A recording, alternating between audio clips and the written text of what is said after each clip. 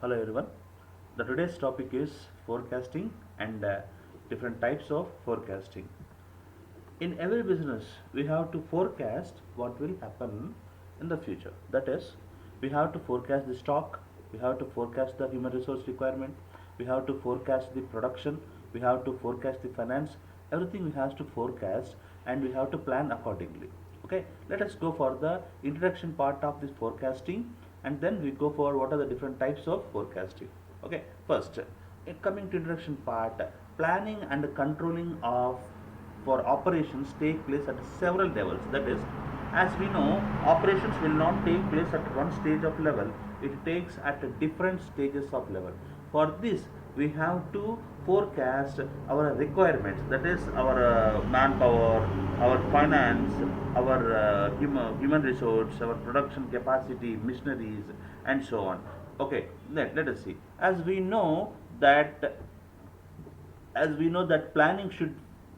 planning about future is very necessary for every business organization, not only for corporate organization, and for it is needed for government sector also, and it is even needed for the every family. The forecasting is needed. Okay, coming to the definition of time series. Time series is one of the method of one of the method of forecasting. That is, a time series is a set of observations taken specific times. Okay, let us discuss this time series and all in the upcoming slides.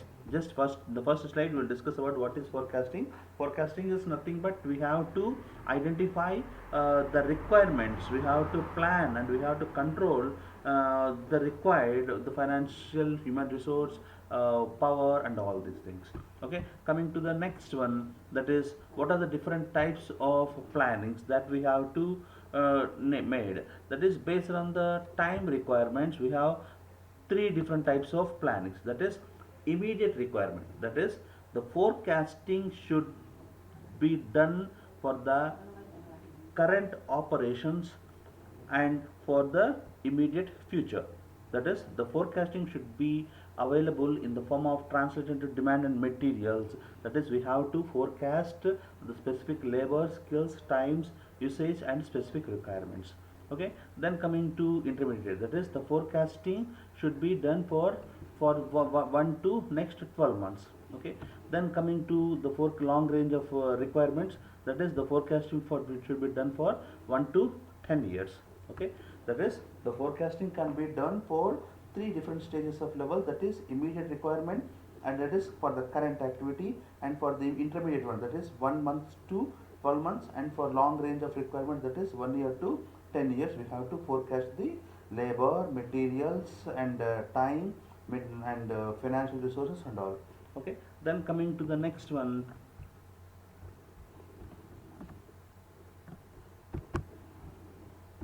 Okay, see, different types of forecasting, that is, quantitative methods and qualitative methods. That is, coming to quantitative methods, there are two different types of forecasting methods, quantitative and qualitative. Quantitative method uses the numeric data, that is, the data is used for mathematical approaches. Okay, that is quantitative, that is quantity, quanta for numeric data. This quantitative data is is used to find, forecast the future requirements, and use some mathematical approaches also. There are two different types of quantitative methods available for forecasting, that is, extrapolative or time series methods, and the second one is causal or explanatory methods. Coming to extrapolative methods, these are the methods which use the historical demand data for given forecast. That is, after identifying the pattern in the past data, that is, in this method what we do is we will find out the previous year's data or previous data. Based on the previous data, we will extrapolate in for future. Okay, that is, based on the past data, we will extrapolate the future. For example, in the past years, if the sales is good, the sales is in increasing trend, right, and the conditions are same for the next also, the forecast is increasing trend also. Then coming to causal methods, it is based on this shows the relations based on some of the dependent and independent variable. That is, it says that we establish a relationship between dependent variable and various independent variables which can affect the demand. Okay. Then coming to here, the demand is the dependent variable and the independent variables are price, advertisement, expenses and all. We will find the relationship between dependent and independent variables. Okay, right. Once this relationship is established, we will find out the future values can be forecasted by simply plugging the appropriate values in the independent variables. Okay. Then coming to next next one, qualitative methods. The qualitative methods are used when neither historical data is available nor independent data or independent variables can be easily identified. Okay, coming to in this qualitative judgment methods, we don't depend on the previous year's data. We completely dependent on the judgmental approach. That is, this method will completely depend on opinions of the experts and will forecast the future. These methods are useful for forecasting from medium to long range of activities. Okay. Then coming to the next, let us go for the some. Okay. Let us go for some of the components of the past data. That is historical component. Sorry, horizontal component. Horizontal component is nothing but here the demand data fluctuates about average demand. The average demand remains constant and does not consistently increase or decrease. That is, the data is horizontal and constant. Then coming to trend component, here demand data shows the characteristics of sustained increase or decrease from one period to the next period.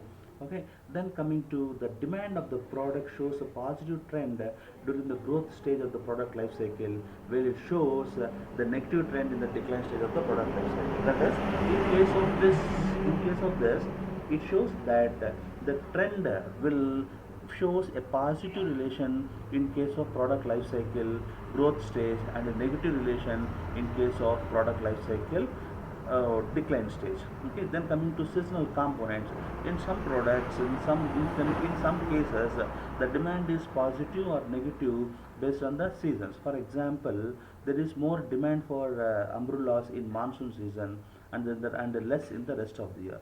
And in case of okay, in winter season there is a good demand for sweaters, sweaters, and in summer season there is a good demand for what you say soft drinks and cool items. That is, for based on the seasons the demand is dependent. Okay.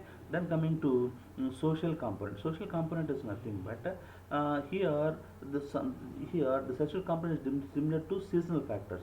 It is dependent on the economic cycle of the business. As we know, the economic cycle is consist of boom period, recession period, growth period, decline period. This components, this demand is also dependent on the cyclic period, that is on the boom period, the recession period, decline period and all. Okay. Then coming to some of the methods. That is, first one is moving average method. As we know, simple average, that is total number by total of the components by number, that is simple average. Coming to moving average, this is moving average is simplest extrapolative method. The process of determining forecast using moving average method is simply we will take all the averages and we move to the next variable. Let us go for a simple example. See here, the demand for mobile phones for retail outlet at the Nashik for January 2013 to January 2013 to June 2013 is 90, 80, 100, 110, 100 and 120 respectively. What is the forecast for the month of July 2013? Coming to, we'll go for the moving averages. Here we'll take the most recent 3 months, that is 120, 100 and 110 by 3, which gives us 110. The moving average is 110. That is, here we'll take the most recent activity. Okay, in the same way you will go for the next one also, that is we go for coming to limitations of moving average method. This main disadvantage or limitation we can say is the moving average method requires the storage of demand data of n number of periods. Okay, so it is advised to keep large variables, that is for calculating of moving averages we have to store more amount of data. Okay, then simple average method is not suitable for trend or seasonality component in data, that is this average method is not suitable to identify the trend as well as the seasonal component. Okay, it gives, the other limitation is it gives equal weight to the demands in each of the most recent years. That is, for example, in the previous we see we have gone for a problem. It is taking the 3 months time period of recent years. It is giving equal importance for the last month and for the previous month and for the previous month, that is it is giving equal importance for all the months. Okay, this is also one of the disadvantages. Coming to the other method of forecasting, that is extrapolation method, that is exponential smoothing. Exponential smoothing methods are special category of moving average method where we will assign weights to the previous period demands decreases exponentially as that of data gets older. These methods are finding maximum use in production and operations applications that involve forecasting of large number of items. This method is very simple, which says that this method we can use, we will assign the weights to the given data. Okay, it is particularly mostly useful in production and operation activity. It is particularly suitable for small time horizon, that is for small time period, and it provides a quick mechanism to update forecast without much effort. And this methods provide forecasts which can be adjusted randomness and tracks trends and seasonalities. Okay, right. Then coming to basic exponential method. First, we consider a case where only horizontal component is present in the demand data. As discussed in the previous slides, demand fluctuates around an average value. The average demand is known as the base. If the base is constant from period to period, then all fluctuations in the demand are attributed to randomness. Okay, then coming to time series analysis. Time series analysis is nothing but a set of data depending on time, that is a series of values over a period of time, collection of magnitudes belonging to different time periods of some variables or composite of variables such as production of steel, per capita income, gross national income, price of tobacco index and all. That is what it says, that it shows the magnitude of time series. Time. Okay, time is the act of a device to set a common stable reference point. In time series, time acts as independent variable to estimate dependent variable. That is, this in time series analysis, we will find the relationship between independent variable and the dependent variable. Okay, let us go for a small example. See here, the first example we will see the days and number of milk packets sold. From Monday to Saturday, it was fluctuating. That is 90. It was decreased 90, 88, 85, 75, 72. And on Saturday and Sunday, the usage of milk packets was more because it may be the reason of a weekend. Okay, what it shows is it is clear that milk packets is decreased from Monday to Friday and again starts to increase from Saturday to Monday. Okay, and in the case of example 2, the population and the year wise. Here the population shows is continuous increasing, 251, 279, 319. See, it shows an increasing trend. Okay, right. Next, right. What are the causes of variations in time series analysis is? That is, there are so many reasons for causes of variations in the time series analysis, like customs, that is festivals, some traditions, and some seasonal, some season basis, or based on the business life cycle, that is recession period, decline period, discovery, depression period, recovery period, that is business life cycle. As we know, the business life cycle will consist of recession, that is prosperity period, decline period, that is boom.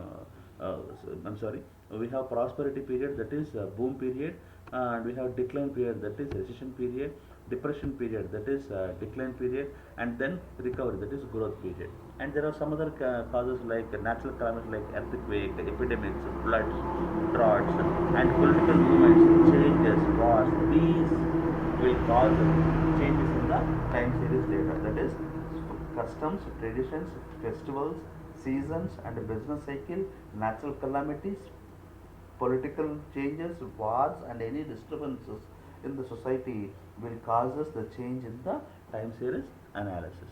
Okay. Then coming to the next, what why this time series analysis is important is the time series analysis is important for profit of experience, safety, utility of services, sales forecasting, stock market analysis, budgetary analysis, yield projections, process and quality control, inventory studies, economic forecasting, risk analysis, evaluation of changes, sensex analysis, and all. That is, this time series analysis is needed not only in operations management, it is needed in many sectors. That is uh, from small point of view to the highest census calculation, stock market, yield, inventory studies, economics, and all. We need this economic time series analysis. Okay, let us go for see some of the okay. What are the components of time series analysis? Is secular trend or trend, seasonal variations, cyclic variations, irregular movements, variations or movements. That is, we also studied the same in the previous slide also. Coming to the first one, secular trend or trend. This generally tendency of the data to grow or decline over a period of time. This secular trend shows that the data will grow or increase or decrease for a longer period of time. The forces which are constant over a long period of time produce to trend. That is, for example, population change, it was increasing, technology increasing, improvement in the business, it is increasing, and formation of rocks, it is also increasing. That is, this secular trend will take a longer time period. Okay, then come see here, the trend is a upward trend, it is a downward trend. That is, there is no trend, there is no big changes, that we consider as no trend. Okay, upward trend declining death rate, right? Upward trend population growth rate. Mathematically trend may be linear or non-linear. That is how these trends are working. They'll go, it is shown in a example. That is next, right? And the population increase over a period of time, and population increase over a period of time, prices increase over a period of time, over of years, production of goods on the capital market of century increases over a period of time. These are the examples of the upward trend. As we know, we have the upward trend over here. These are the examples for here we have upward trend. The examples for upward trend is population increases, production of goods increases, capital market is increases over a period of time. These are the examples for upward trend. Then coming to what are the examples for declining trend is decrease over a period of time, because sales of commodity may decrease over a period of time because of better products coming in the market. This is example for declining markets. You can see we have, for example, previously we have what is a keypad mobiles. Now keypad mobiles is less used by the people because advancement of technology. The trend was a declining trend. Okay, coming to how we measure this is knowledge of past behavior, estimation, study of other components. Okay, next coming to the next one, what are the seasonal variations? That is seasonal variations. That is seasonal variations is nothing but based on the season. The fluctuation may changes. The component responsible for irregular rise or fall. That is for a particular period, that is not more than 1 year, we consider the fluctuations. Okay, the term seasonal may include which of the include any kind of variation which is of a specific period of nature and whose repeating cycles are relatively shorter duration. Okay, what are the main reasons for this cyclic fluctuations is our customs, our traditions, our habits, and our climatic changes, weather changes. These are all the some of the reasons for the fluctuations in the seasonal variations. Coming to characteristic of seasonal variation, that is regularity. That is it will seasons will occur regularly, and it will occur for a fixed proportion. That is, see, we know summer will occur in, see here the some, these are the regular thing, but summer will occur, the summer will occur regularly. The same way other seasons will also occur, and a fixed proportion, increase or decrease, easy to for easy of forecast. Okay, then coming to purpose of measuring seasonal variations is analysis of past behavior of the series, forecasting of short-term fluctuations, elimination of seasonal variations for measuring cycle variations. Okay, some of the examples of seasonal variations is crops and sown, crops are sown and harvested at certain period of times every year, and when the crops are sown, that is when you sow the seeds and when harvested, the demand for labor is increases. Okay, demand for woolen clothes have gone up in the winter, price increases during festivals, withdrawal of money from the banks is high in the first weeks of the month. Okay, these are the examples for seasonal variations. Okay, coming to cyclic variations. Cyclic variations refers to these cycle refers to recurrent variations in time series, that is based on the cyclic fluctuations. It will occur. Cyclic variations usually last for longer than a year. Okay, cyclic fluctuations are long-term movements that represent represent consistently recurring rises and decline in the activity. Coming to this business cycle, we have four types of business cycles. That is, peak period will fall down, and then it will go for recovery, and then it will go for recession, and then it will go for recovery. Okay, we have recession, that is prosperity period, boom period. We can say prosperity period or boom period, decline period, and then depressions. That is recession period, and then recovery. Based on these business cycle, based on the business cycle of prosperity, decline, depression, and recovery. That is the recession period, boom period, decline, and growth period. This this forecasting is dependent on. Coming to what is the purpose of is measure of past cyclical behavior for forecasting, and it is useful for formulating the business policies. Okay, there are some irregular variations. This is also called as accidental variations. This is also called as accident variation. That is, sometimes it occurs by accident. That is also called as erratic, random, or accidental variation. It will not repeat again and again. It will occur in very rare cases. Strikes, fires, wars. Now we are facing the problem of COVID-19. This is also irregular. Okay, and recently we have gone for leakage of gas at LG Polymers at Visakhapatnam. It is also irregular, which will not occur again and again. Okay, and this is unpredictable. Okay, coming to these characteristics, it is irregular. It is not predicted, and it is not defined pattern. We don't know how it moves. That is upward trend or downward trend, and it is for a short period of time. And no statistical technique is used to find out this irregular movements of this data. Okay, then coming to some of the problems of some of the measurement of secular data. We can measure the secular data by four different methods: freehand curve method, semi-average method, moving average method, least squares method. Okay, that's coming to this is the freehand method. In this method, data is denoted on the graph paper, where we take time on x-axis and the data on y-axis, and the graph will point out the relationship between the time and the data given.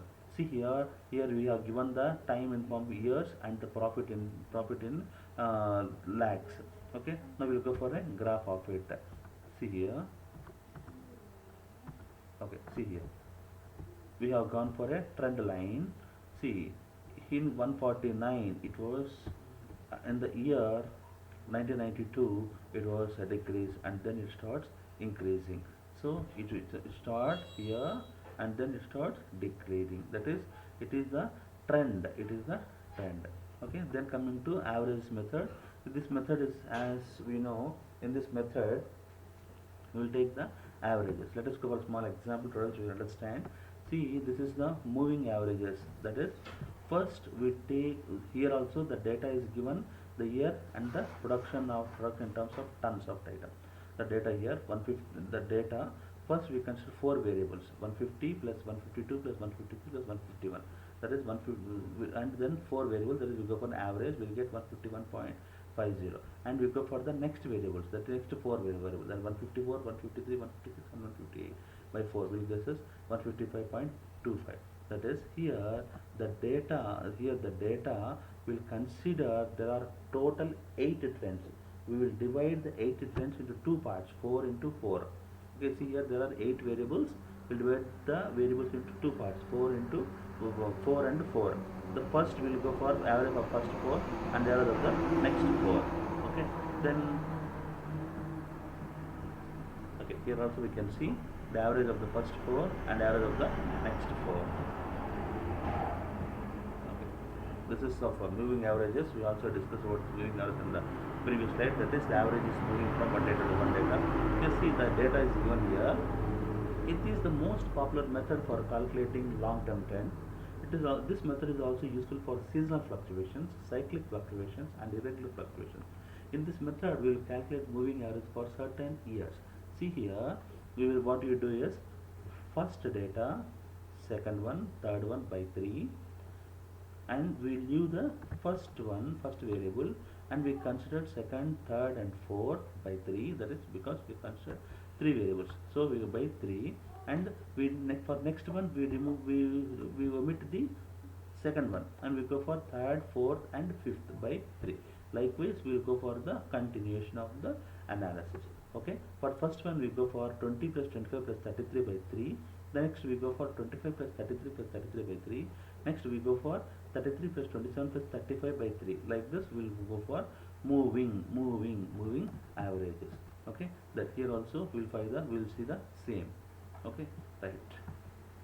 Okay, coming to weighted average method. In this weighted average method, we will assign weights to each of the component. We will assign the weights to each of the. Here, weighted average method is the improvement of our simple average method by assigning different weights to each provision method. How to calculate is, we will assign the weight to each variable. Let us see with a simple example. See here, the data is given in the form of weeks and actual demand. Week 7 demand is 85, week 8 demand is 102, week 9 demand is 110, and they are given the weights are 0.50, 0.30, and 0.20 from the most recent 9th week to 7th week respectively. How to calculate this demand is, the weight average is, we will assign the weights, that is 0.20 is the weight. Okay, and we will 0.20 into 25 plus 0.30 into 102 plus 0.50 into 110, which gives us 102.6 units. That is, we will assign weights to each of the variable. Okay, then coming to the last one, that is time series least squares method. That is time series analysis of time series analysis. In this method, we use the regression method. The least square method is a form of mathematical regression method used to determine the line best fit for the set data. Okay, let us see how to calculate this method. Okay, see, we use the formula y is equal to a plus bx, where y is equal to trend value to be computed, that is calculated. X is the unit of time, a is the constant, and b is the constant we have to calculate. That is, a is the trend value, a is the unit of time, a and b, x is the trend value to be calculated. Y is the trend value to be calculated, x is the unit of time to be calculated, a and b are the constant. Here the time and the production in years is given. Okay, let us see how to calculate it. See here, these are the deviation 1, 2, 3, 4, 5. Because the consider this as x. We'll sum it. We'll get 1 plus 2 plus 3 plus 4 plus 5, which gives us sum of x is equal to 5. What is the number of variables? 1, 2, 3, 4, 5. N is equal to 5. That is, total number of variables is 5. Sum of x is equal to 15. 1 plus 2 plus 3 plus 4 plus 5 is equal to 15. and y, the y is already given in the data, that is 8 plus 9 plus 8 plus 9 plus 16. See here we have gone for adding up of it. Sum of y is equal to 50. X into y, that is 8, 1 into 8, 2 into 9, 2 9s are 18, 3 into 8, that is 3 8 are 24, 4 9s are 36, 5 into 16, that is 80.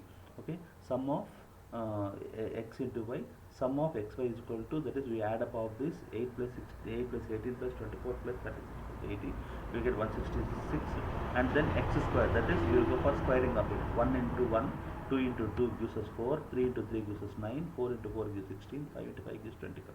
Now we apply the formula y is equal to a plus bx, that is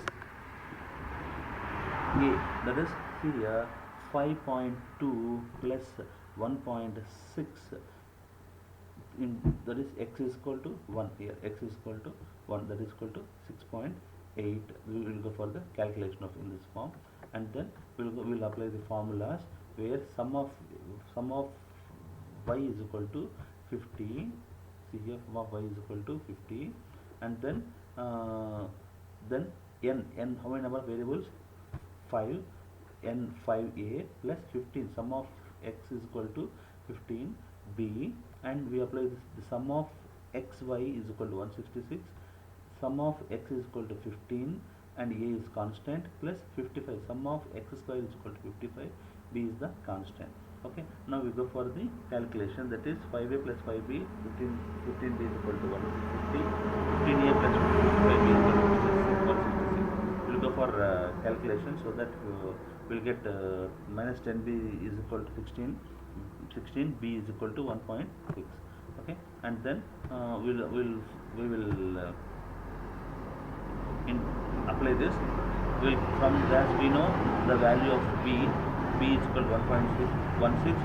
We introduce b value in y is equal to a plus bx, so that we will get 5a plus 15, 1.6, that is b, we will get 50.